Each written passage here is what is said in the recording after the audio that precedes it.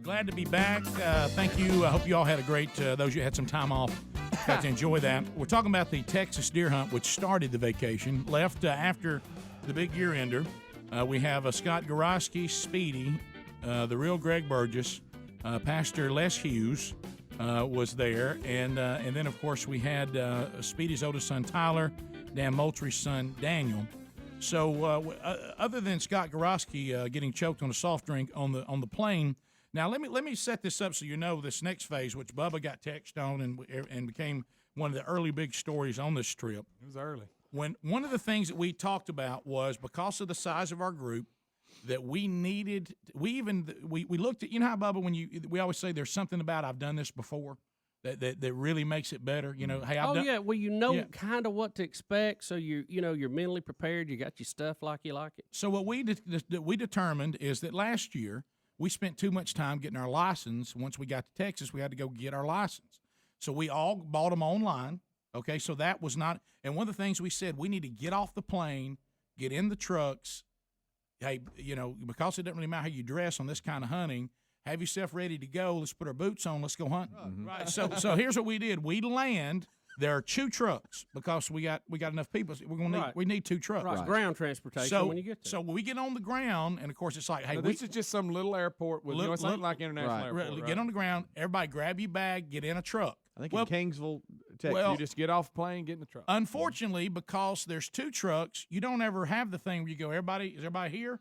You assume, because it's grown men, and except for the 2 sons who were teenagers, that you know, Dan's in charge of his son, you're in charge of your son. And we're in that truck. I didn't think I had a son on this trip.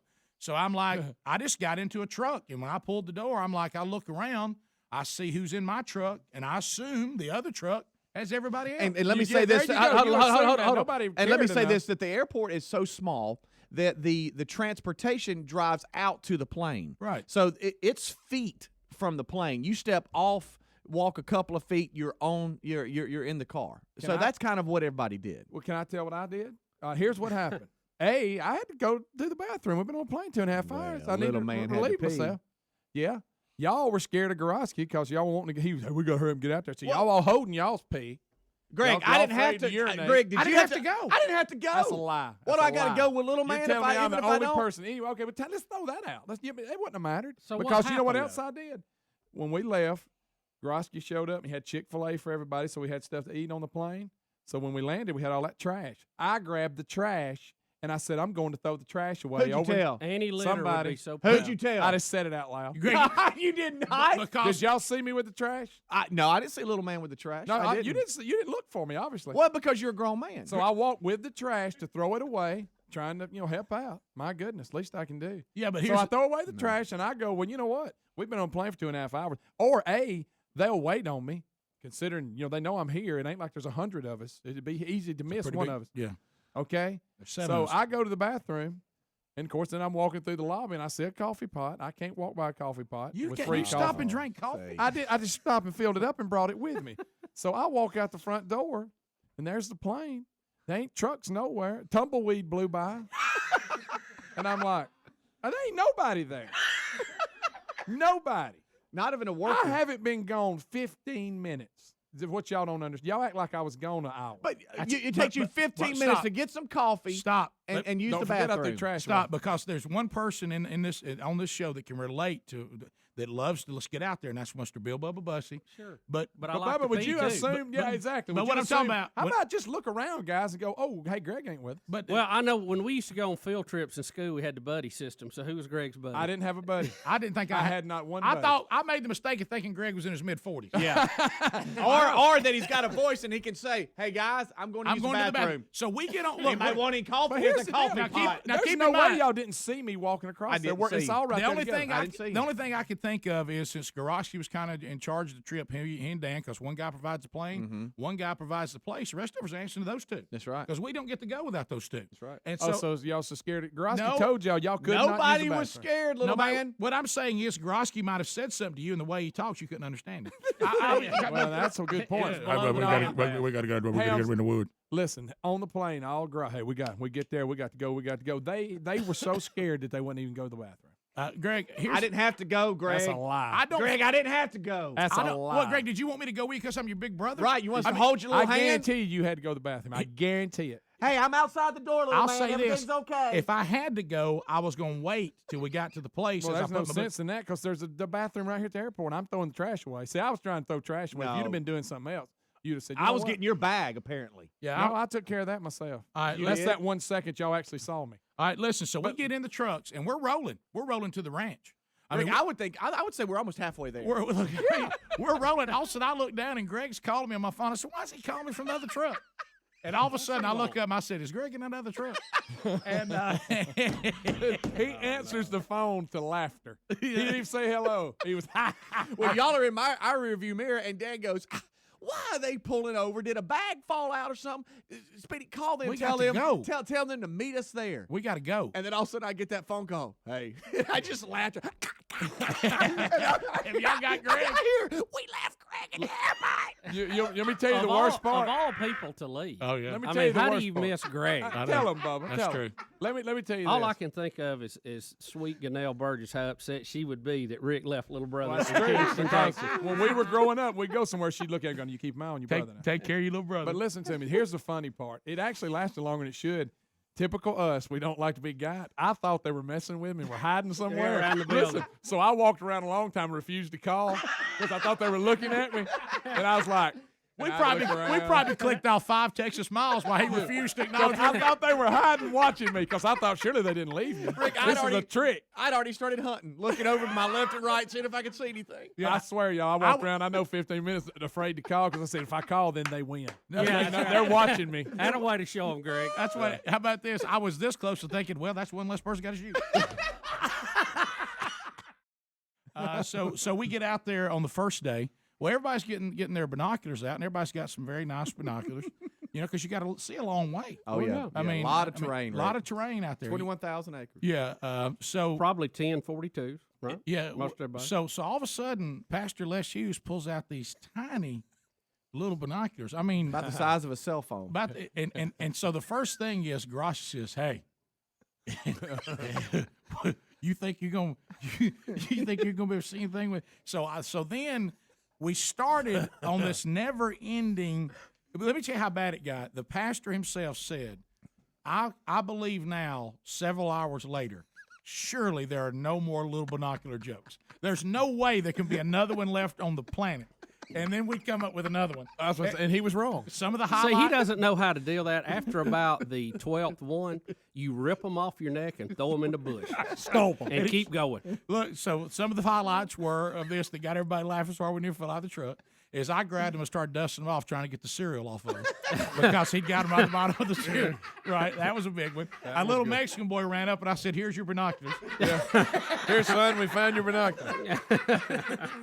That was a big one. That may have been my favorite one. Right, we went by helicopter, which about from here to the other end of the studio. And Garaski asked Les to get his binoculars out and see if that was a helicopter. I asked Les if he would use his binoculars to look in the front seat to see what Dan Moultrie was doing.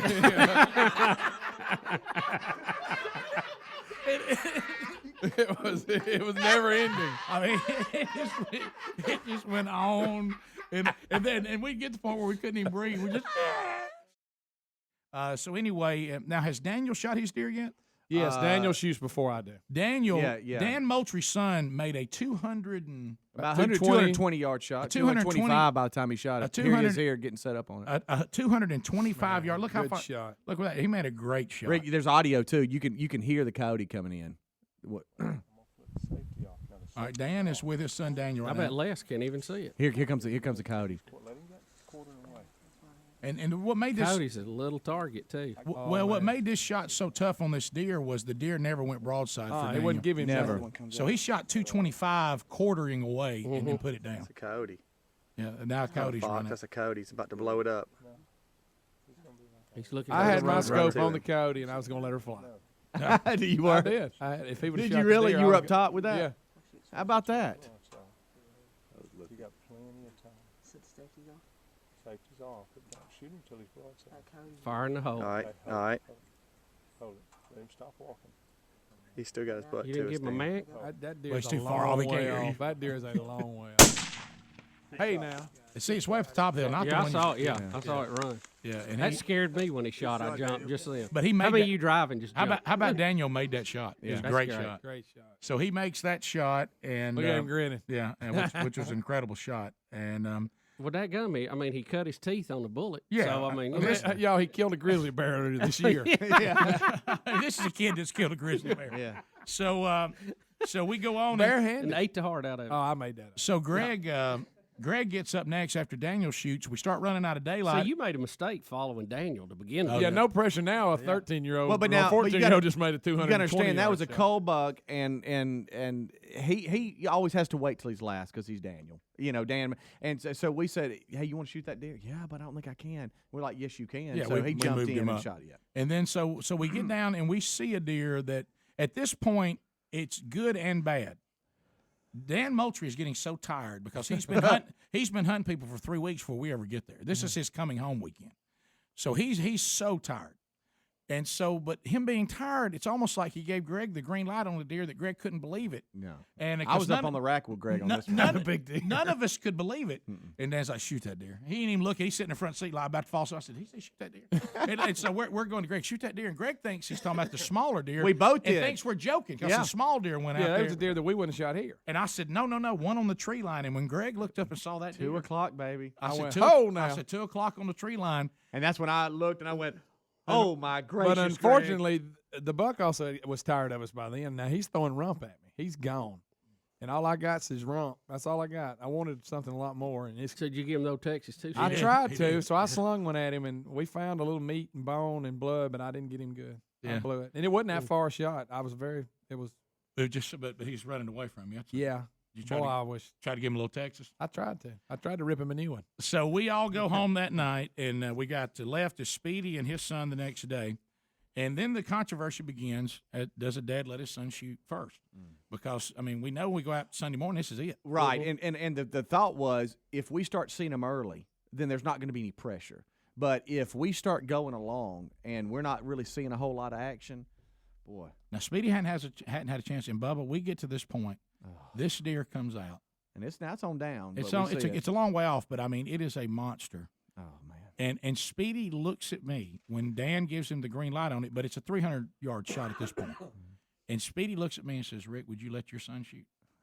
And I said, "At that deer?" And he said, "Yeah." And I said, "That's an awful big deer." He's got a lot more years left to shoot deer than you do. You don't want to ruin him. I know. You don't want to ruin him. And so we tried to move up on it to take the shot. I give it to Tyler. I'm like, well, again, son, we had a little it's bit true love right here, buddy. We had a little bit of miscommunication. Speedy Tyler got up there and had the deer and was willing to He's ready to take it. take a 300-yard shot. Dan thought we should get closer. When we did, it spooked it and it left. So we're getting ready to leave, and now we're running out of time. And we've told you about these nail guy. You know, it's a weird animal. You just need to Google it. You mean the devil's horse? The devil's horse is what the locals You feel call like it. you're in Africa when you see Yeah, it. it's a gigantic antelope giraffe-looking thing, and a bull gets up, and which rarely ever happens. Greg, you saw it first. Yeah, I look and I said, "There's a nail guy." I mean, it was right at the truck. Yeah, and it gets up 40 yards from the truck and Takes actually stops, Yeah. which they never do. Tyler comes up with Gorosky's 270, shoots it, and we think, wow, that's a big animal. Hit it perfect. Yeah. 650 pounds. Hit it It's perfect. in some live oaks. You thinking, I don't know if he shot it or not. It only goes maybe 50 yards Maybe so. and was piled up. We're all excited for Tyler Big one too. until it dawns on us. Hey, we got to get this thing out of here. Yeah. At 650 600. pounds. So there it is. You on the need a ground. boom truck. And Rick, you own me here because you look like it's an Indian antelope. You look like you're the local guide. Look, the way I've got my toboggan on my head because I had the face cover on, I look like I'm the local guy. Please tell me we got footage of him riding it. Remember Rick Yeah. got on his back, acted like he was riding. Acted like he was riding. I don't think I did. That was so good. What you come in front of Tyler here? Look at Tyler, that grin, you can't get off his Sitting face. there and saw no guy, Look at that thing, and Bubba. We're trying to roll it over. and so You can't even roll it said over. shoot. Listen, here comes So Rick. and I was shot. Hey, look, he looks like people with dreadlocks and they wear that hat sock with their dreads in it. But see, you normally have to use a 338 Look how to big shoot it this is. thing, but a 270 got 270 him, put that double down, lunged him. one shot, right through the vitals. And you know, if you've ever seen a deer gutted, that's tough enough. Y'all. Let me tell you. You ought to say 200 pounds of guts. Greg, horrible.